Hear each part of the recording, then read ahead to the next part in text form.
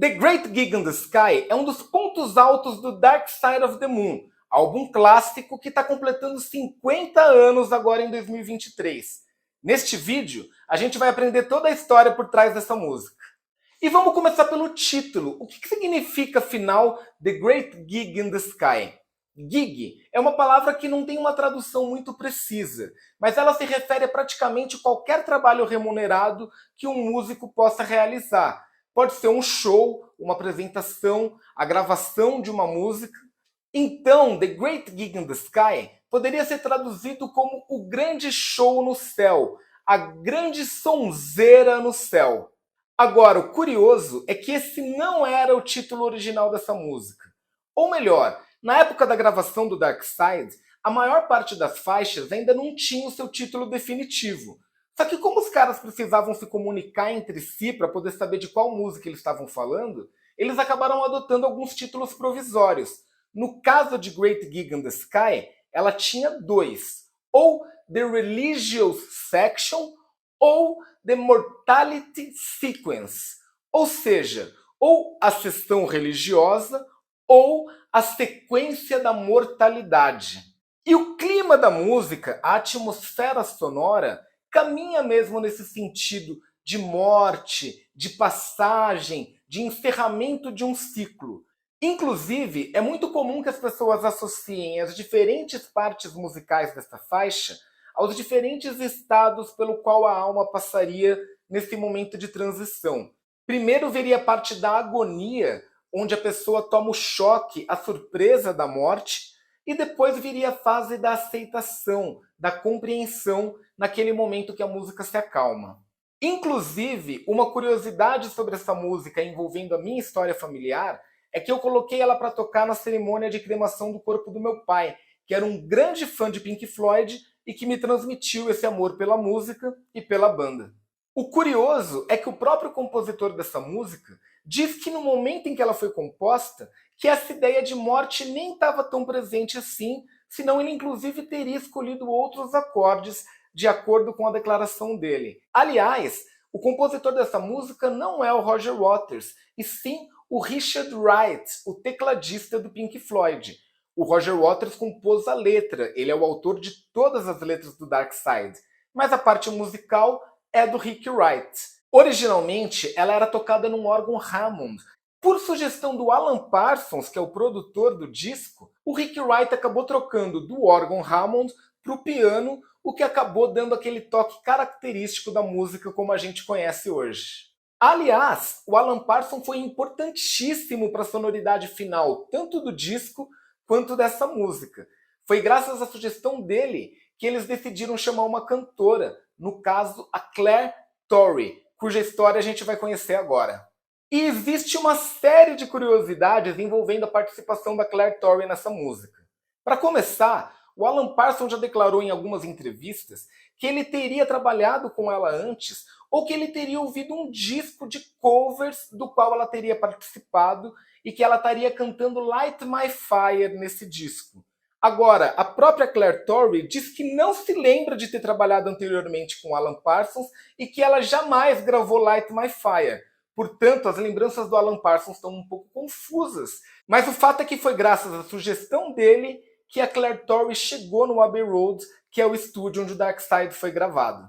E eu acho interessante trazer aqui para esse vídeo o fato de que eu já acreditei numa lenda urbana envolvendo essa música. Uma espécie de fake news. Algumas pessoas dizem que a Claire Torrey teria registrado esse improviso vocal dela sem ter a menor base harmônica por baixo, sem ter ideia de como isso soaria, sem nenhuma base instrumental, e que ela teria simplesmente improvisado as notas e que depois no estúdio o Pink Floyd teria dado um jeito de encaixar as partes que ela cantou em cima da música. Mas isso não é verdade. Ela chega assim no estúdio sem ter muita ideia do que ela ia fazer, mas assim que ela chega, os caras tocam a backing track, ou seja, a base musical, né, a base instrumental, para ela poder ouvir e se basear no improviso que ela fez depois. Agora, o fato é que quando ela foi contatada pelo Alan Parsons, ela não tinha a menor ideia de que era para o Pink Floyd que ela ia gravar. E quando ela descobriu, ela também não ficou extremamente comovida, não. Ela gostava muito mais dos Kinks. E aí, além de mostrar o backing track, a base instrumental para ela, os caras também comentaram um pouco sobre o conceito do disco, sobre a ideia de transição, de morte, de passagem do tempo e de outros temas universais que compõem o Dark Side. E a Claire Torrey teve um pouco de dificuldade no início, ela não estava sabendo bem o que fazer. Ela começou com uns vocalizes meio baby, baby e tal, e aí o David Gilmour falou, não é isso que a gente quer. E aí, a Claire Torrey já declarou em algumas entrevistas que para poder encontrar o caminho musical que ela ia escolher para realizar aquele improviso vocal, ela imaginou a própria voz como sendo um instrumento. O Gilmour chegou a perguntar para ela se ela queria que ele mostrasse para ela a sequência de acordes, que ele escrevesse a harmonia para ela. Mas ela disse que não queria, que ela queria só ouvir e cantar conforme ela sentisse. E aí a Claire fala, beleza, acho que eu já entendi, pode apertar o REC que eu vou gravar. Aí ela grava um primeiro take, um segundo, e o David Gilmour pede para ela fazer um terceiro. Só que na hora que ela está no meio desse terceiro take, ela desiste, ela para de cantar e fala o seguinte para os caras, gente, isso aqui não vai sair disso aqui não. Eu já dei o meu melhor e eu acho que vocês já têm o que vocês precisam. E aí o resultado é aquele que a gente conhece, né? Uma performance arrebatadora, esplêndida, sensacional. Só que quando ela vai até a sala de técnica, ninguém falou nada para ela, nenhum elogio, nenhuma crítica, nada. O Alan Parsons ficou mexendo nos botões e ela ficou com a sensação de que ela não tinha agradado. E ela foi embora naquele dia com a nítida impressão de que aquilo jamais entraria no disco. Ela pensou, os caras não sabiam direito o que queriam, eu não sabia direito como começar, me pediram para gravar uma terceira vez e não deu certo, então ela achava que não ia rolar. Só que rolou e rolou muito, né? E a versão que acabou entrando no disco foi a primeira versão que ela cantou. Aquilo é o primeiro take que a gente está ouvindo. Aliás, os músicos de estúdio costumam dizer que o primeiro take é sempre o melhor, porque ele é mais natural. E aí, alguns poucos meses depois, a Claire estava passando na rua quando ela passou em frente a uma loja de discos e viu a hoje icônica capa. Ela não tinha a menor ideia de que aquele era o disco do Pink Floyd, mas sentiu uma certa curiosidade e resolveu entrar para perguntar. E na hora que ela começou a olhar o encarte do disco, ela não sabia onde estaria o nome dela, porque lembra que a música não tinha ainda o título definitivo, então ela gravou sem saber como a música iria se chamar. Mas ela ficou procurando ali nos créditos até que ela encontrou o nome dela do lado de Great Gig in the Sky. Aí ela falou, bom, vou ter que comprar o disco, né? Ela comprou, levou para casa e gostou bastante. E ainda tem mais algumas curiosidades sobre essa história. Alguns meses depois, ela encontra o Alan Parsons que diz para ela, olha, o disco tá indo muito bem, viu? E ela fala, que disco? Aí ele, aquele que você gravou do Pink Floyd, o Dark Side of the Moon, tá vendendo super bem nos Estados Unidos, no mundo inteiro. Ela, que bom. Mas ela não tinha a menor ideia ainda do sucesso que o disco estava alcançando. E aí, quando o Pink Floyd foi fazer a primeira turnê do Dark Side of the Moon, por algum motivo ela não foi convidada para participar da turnê.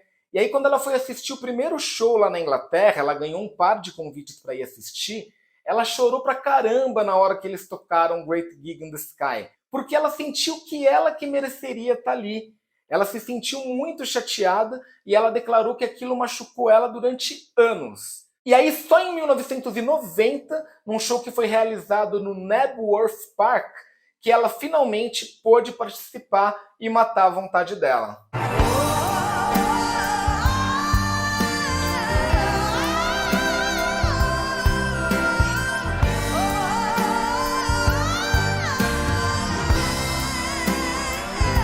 Mas apesar de ter realizado a vontade de cantar ela ao vivo com a banda, a Claire Torrey ainda não tinha se dado por satisfeita.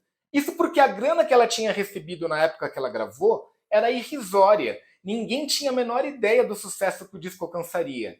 Só que à medida que as décadas foram passando e ela foi tendo ideia da quantidade de dinheiro que aquilo gerava, ela achou que ela teria direito a uma parte daquilo. Afinal, ela praticamente é uma coautora da música. A melodia foi ela que criou naquele momento que ela estava ali improvisando.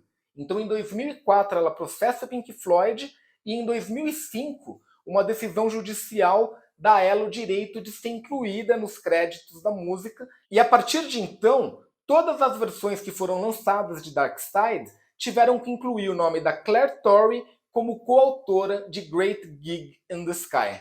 A gente não tem a menor ideia das cifras envolvidas nessa fita, porque pela decisão judicial que deu ganho de causa para ela, ficou acordado que ela não poderia mencionar os valores envolvidos.